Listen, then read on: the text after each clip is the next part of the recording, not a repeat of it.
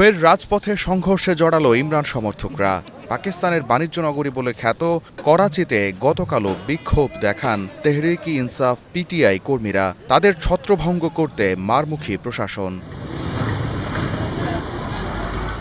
আক্রান্ত হয়ে পুলিশের দিকেও তেড়ে যায় বিক্ষোভকারীরা। টিয়ারশেলের জবাবে ছোড়েন ইটপাটকেল।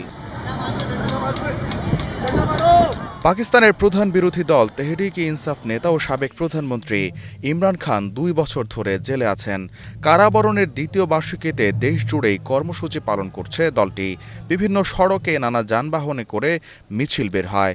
এতে সরকারের বিরুদ্ধে বিভিন্ন স্লোগান দিয়ে গণতন্ত্র পুনরুদ্ধারের দাবি জানান পিটিআই সমর্থকরা। এদিকে দেশব্যাপী বিক্ষোভের জেরে ধরপাকড় শুরু করেছে শেহবাজ শরীফ সরকার।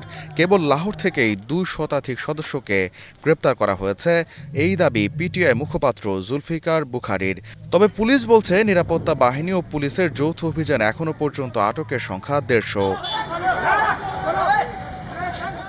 রাজধানী ইসলামাবাদ ও পার্শ্ববর্তী রাওয়ালপিন্ডিতে বড় ধরনের বিক্ষোভ দেখা না গেলেও পুলিশের উপস্থিতি ছিল চোখে পড়ার মতো। দলের এক্স অ্যাকাউন্ট থেকে ইমরান খানের নামে পোস্ট করা এক বার্তায় বলা হয়, গণতন্ত্র ফিরে না আসা পর্যন্ত শান্তিপূর্ণ বিক্ষোভ চলবে। ২০১৮ সালে প্রধানমন্ত্রী নির্বাচিত হওয়া সাবেক এই ক্রিকেট তারকা ২০২২ সালে সংসদে অনাস্থা ভোটের মাধ্যমে ক্ষমতাচ্যুত হন। ক্ষমতা হারানোর পেছনে সামরিক বাহিনীর সঙ্গে মতবিরোধকে দায়ী করেন রাজনৈতিক বিশ্লেষকরা।